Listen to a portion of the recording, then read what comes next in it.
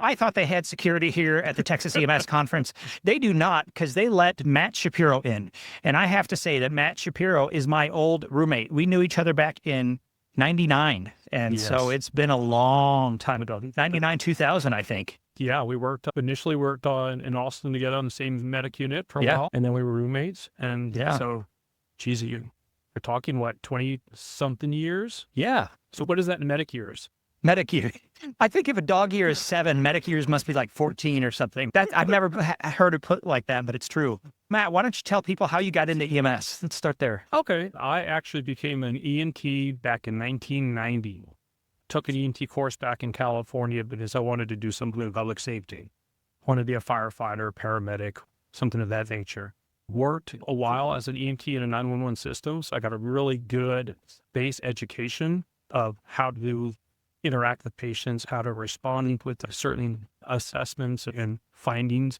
And then I went to paramedic school, Daniel Freeman Paramedic School in LA. And then I did my internship in Inglewood. So kind of trauma, worked in California. Then I came to Austin and worked for Austin EMS for a little while. And then I joined Leander Fire Department, where I'm currently still working. I got to visit UCLA one time. Daniel Freeman and Heather Page was the program director. I think she's since moved on. But we had lunch in Compton. And we grew up in the 90s, and there was a lot of songs about Compton. And it was very interesting to be there and sitting in, you hear about how bad an area is, like Texas. Oh, they're shooting everywhere. So anyway, you hear about how bad Texas is, right? But it really isn't that bad. And Compton that day wasn't bad. So it was really great. Okay, so you started working at Austin EMS, and Austin at that time was a really high call volume system. It still is. And then you went to fire. So let's talk about what you learned going from a third city service like Austin EMS, Austin Travis County EMS, and to a fire department. The first thing that struck me as something different was when we worked in Austin, we were busy. We were extremely busy, but we were also running calls around the entire city. So I never really got to see a lot of patients more than just once. I see it for 20 minutes and that would be the end of it. When I first started working for Leander, I was at a station for 7 years. So I got a really good pulse of my district and the patients who I've responded to multiple times. So there were times that I'd actually go and see them, and that lady or that gentleman didn't look like they used to the other previous time I saw them or the other previous time I saw them. So when the medics arrive, I could say, yeah, Mrs. Smith is not acting like she normally does. So I got a really good long-term video, if you will, of my patients. And that was something very unique that you just don't get 20 minutes on scene and 15-minute ambulance ride, and that's it.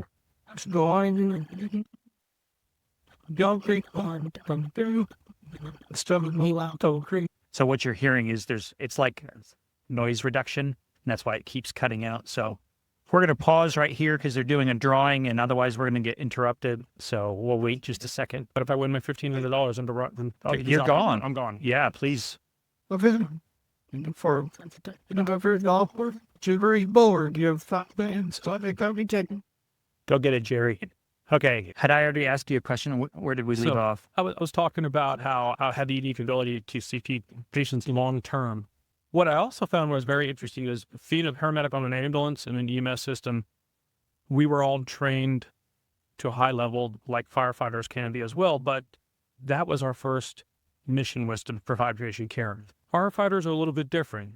We've had to, as I train the new firefighters in our system, I actually say this, I go, welcome to the Leander Fire Department. You are now medical workers who occasionally put out fires.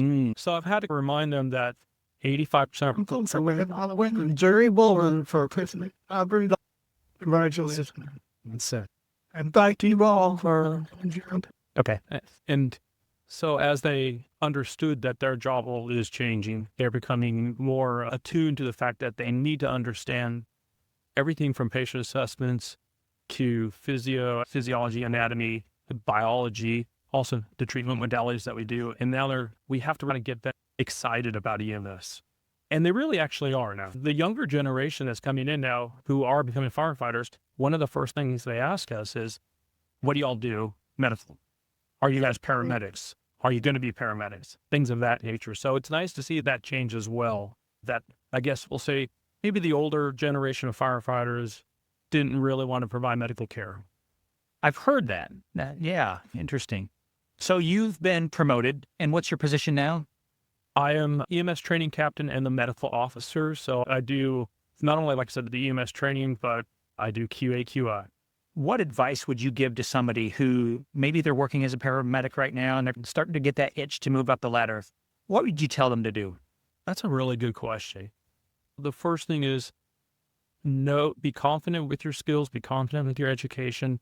But as you move up and you begin to teach people, also relay the fact that you don't know everything and that you're learning just like they are.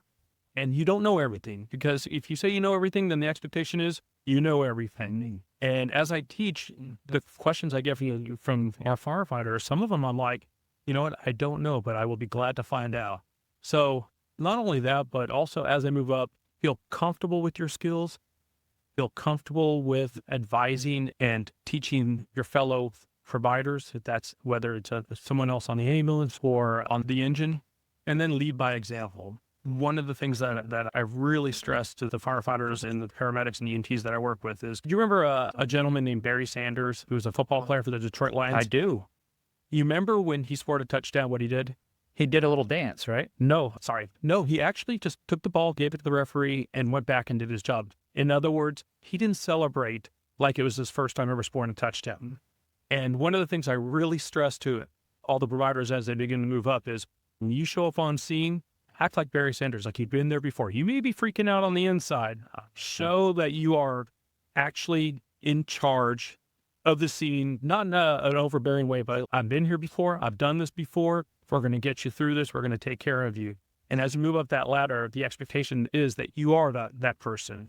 So I see that, and I try to stress that as well. I really like that. There's two things there. One is the analogy of the duck. It's calm on the surface and paddling like hell underneath, right? Yes. And that's like us, like Zen moment up here, but we're scared to death. So that fake it till you make it thing. And the other thing is, I want to circle back to, you said it's okay not to know everything. One of the hardest things that we have when we have brand new instructors is they have 3 words they never want to say. I don't know. And the reality is we don't know. And it's so easy now to say, I don't know. Why don't you guys pull your phones out and you Google it and tell me the answer? And now everybody's smarter.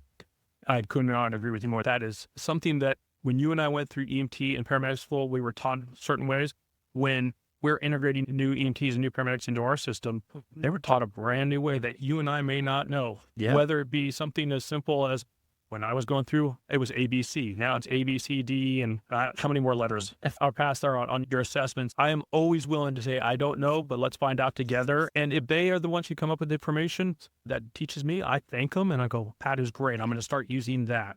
I also remind these new students and these new firefighters, paramedics is that, and you know this as well, we are not a product from ourselves. We took a little bit of every partner that we work with. I bet you and I, when we work together, you probably picked a little bit of what I did. I picked a little bit of what you did. And just as important, you probably picked things that don't, oh, yeah, Matt did that. No, let's not do that.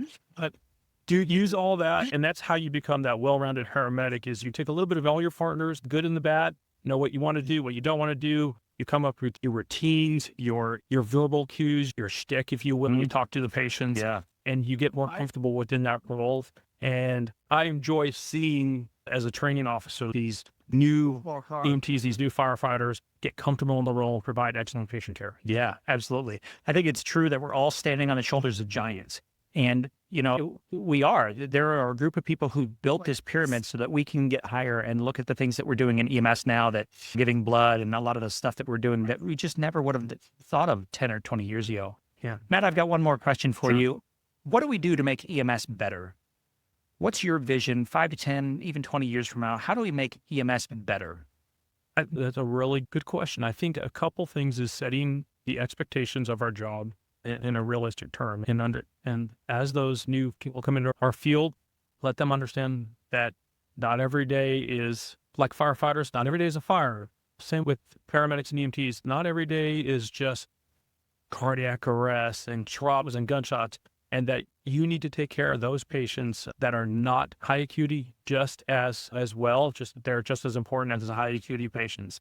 And I think good customer service and the ability to show that your job I think that kind of transpires to the public, and they really begin to hold us as professions. And we're not quote unquote ambulance drivers, right? We need to do that. And as well as continually learning. I really like the fact that over the past few years, the use of data, we're now data driven. Yes, absolutely. So much so that, and you and I know things that we did, equipment that we have, you look back, you go, oh my gosh, I guess we know better now, whether it be 2 large pour IVs and run wide open for a trauma patient to mass trousers or whatever. I heard a quote, and it's research is great. The problem is what we're doing today, half of what we're doing is completely wrong, but we don't know what half. And so you have to just pick a path and start moving forward. And then the data comes in and goes, oh yeah, 2 large bore IVs making the blood turn to Kool-Aid was not a good thing. Yes, I don't do that. Don't continue that. Yeah. And I think that one of the other things is we need to understand that this job is tough.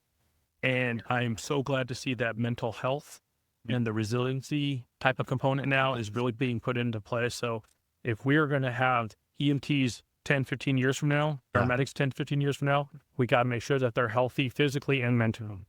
Yeah. We're here at the Texas EMS Conference, and somebody's ambulance is locked and they can't find the keys. So you may hear a horn going on in the background, but we're going to keep going because we're wrapping up for the day. Yeah. Yeah.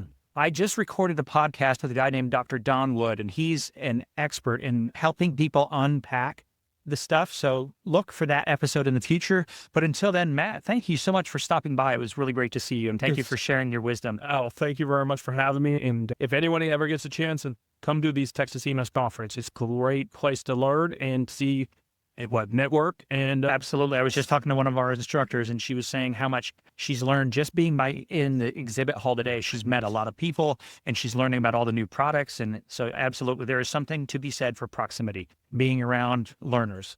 So again, Matt, thanks.